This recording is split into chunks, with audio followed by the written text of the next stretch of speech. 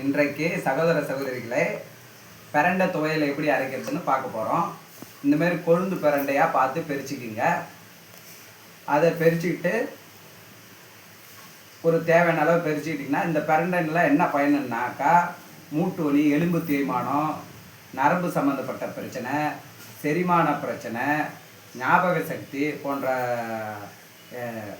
நிறைய பயன்கள் இதில் உள்ளது.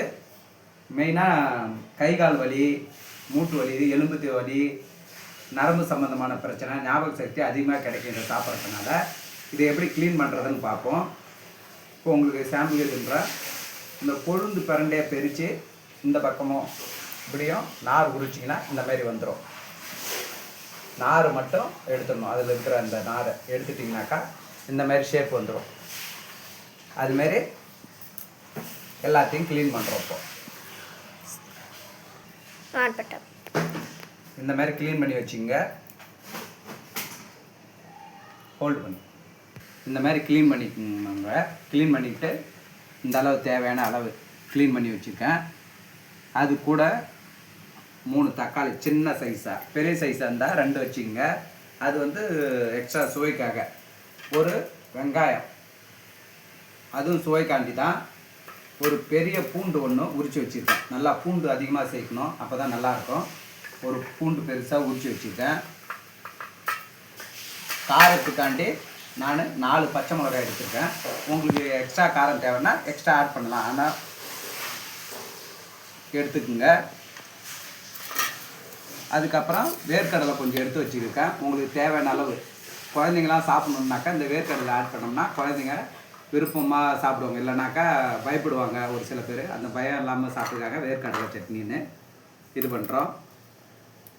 அதுக்கப்புறம் சமையல் வைக்கக்குள்ள என்னென்ன எப்படி ஆட் பண்ணுன்றதை ப்ரொசீடாக பார்ப்போம். இப்போ கடாயில் அடுப்பு பற்ற வச்சு எப்படி சமைக்கிறதுன்னு பார்க்க போகிறோம். ஸ்டவ் ஆன் பண்ணுறாங்க.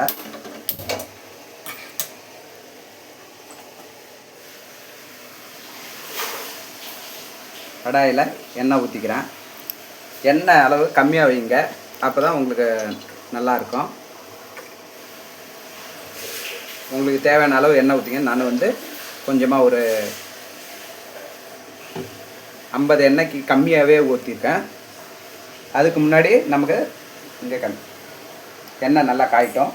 அதுக்கு முன்னாடி தக்காளி கட் பண்ணி வச்சுன்னா, ஒரு வெங்காயத்தை கட் பண்ணிங்கன்னா, பூண்டு எடுத்துக்கினேன், புளி கொஞ்சம் எடுத்துக்கினேன், பச்சை மிளகாய் எடுத்துக்கிட்டேன், பிரண்டை, வேர்க்கடலை, மிளகு, ஜீரகம் கொஞ்சம் எக்ஸ்ட்ரா ஆட் பண்ணிக்கணும். அது எவ்வளோ போடணும்னு சொல்கிறேங்க.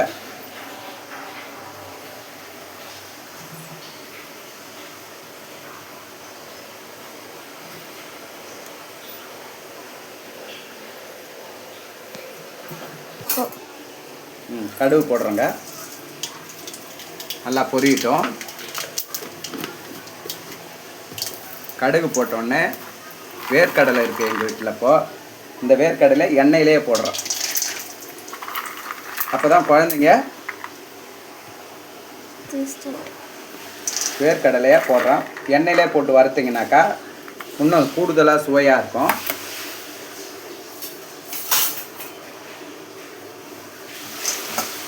ஒரு மீடியம் ஃப்ளவரில் வச்சுங்க. நல்லா இது பண்ணிங்கன்னா அது நல்லா வரட்டும். பொன்னிறமாக இதுவும் கொஞ்சம் கலர் மாறும். சேஞ்ச் ஆனோடனே எண்ணெயில் வரக்குள்ள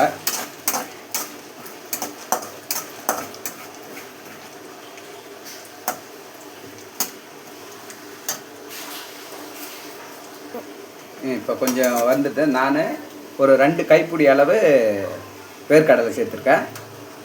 அதுவே போதும். அதுக்கப்புறம் பிரண்டையை சேர்க்குறேன். க்ளீன் பண்ணி வச்ச பிரண்டை. இந்த பிரண்டை எல்லாம் சேர்த்துட்டு லைட்டாக கிளறி விடுங்க.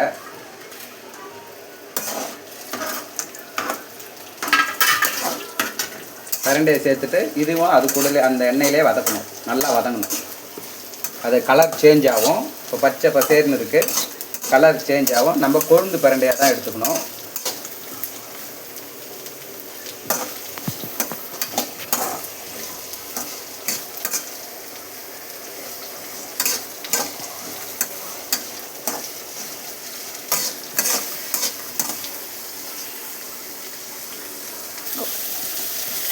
லைட்டாக வதங்கினோடனே காரத்துக்காண்டி கொஞ்சம் மிளகு, 1 டீஸ்பூன் அளவு கொஞ்சமாக மிளகு போடுறேன். அது இல்லாமல் 4 பச்சை மிளகா போடுறேன். 4 பச்சை மிளகா கிள்ளி போட்டுங்க, இல்லைன்னா வெடிக்கும். உடச்சி போட்டிங்கன்னா போதும். உங்களுக்கு காரம் தேவையான அளவு, நான் மிளகு கொஞ்சம் சேர்த்துக்கேன், அதனால் பச்சை மிளகாவும் சேர்த்துக்கனால காரம் கரெக்டாக இருக்கும். காரம் அதிகமாக தேவைப்படுறவங்க கொஞ்சம் சேர்த்துக்கலாம். பிரண்டையிலையும் கொஞ்சம் காரத்தன்மை உண்டு, அதனால் இதை நல்லா வதங்கணும்.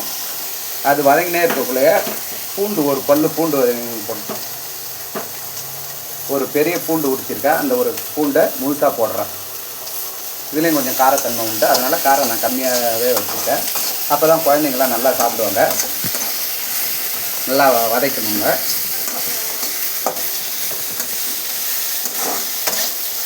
நல்லா கலர் சேஞ்ச் ஆகிற வரைக்கும் வதக்கணும். இப்போ ஓரளவு நல்லா வதங்கிடுச்சிங்க. இந்த ஓரளவு வதங்கின பிறகு வெங்காயத்தை சேருங்க. ஒரு வெங்காயம் நான் கட் பண்ணி வச்சுருக்கேன், அந்த ஒரு வெங்காயத்தை மட்டும் சேர்க்குறேன்.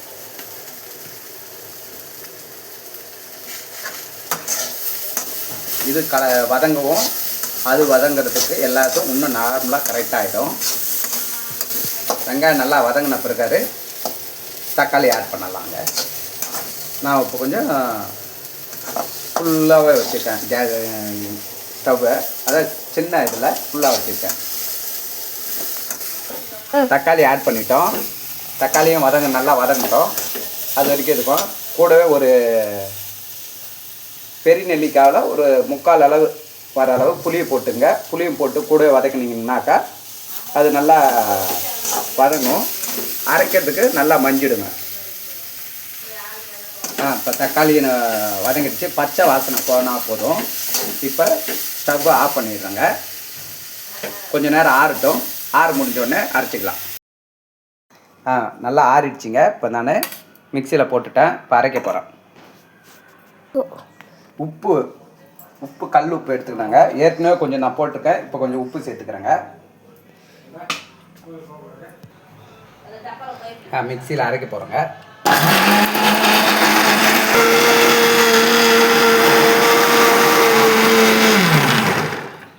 மிக்சி ஆஃப் பண்ணிட்டு மஞ்சிட்டு தான் பார்க்குறேங்க. நல்லாவே மஞ்சி இருக்குது. உப்பு பதெல்லாம் கரெக்டாக இருக்குது. காரம்லாம் நல்லா அருமையாக இருக்குது. இதையும் இன்றைக்கி இட்லிக்கு, தோசைக்கு எதுக்கு வேணாலும் சாப்பிட்டுக்கலாங்க. இட்லிக்காக இது செஞ்சுருக்கோம். நீங்கள் சாப்பாடுலேயும் சாப்பிட்லாம். சாப்பிட்டீங்கன்னா கை கால் மூட்டு வலி எல்லாத்துக்கும் இருக்கும். வலி இல்லாமல் நல்லா நிம்மதியாக தூங்கலாங்க. இப்போ கடைசியாக ஒரு முறை நீங்கள் தாளிப்பிக்கலாம். கொஞ்சமாக தாளிச்சிக்கிங்கன்னா சரியாகும். ஓகே, நன்றிங்க. வணக்கம்.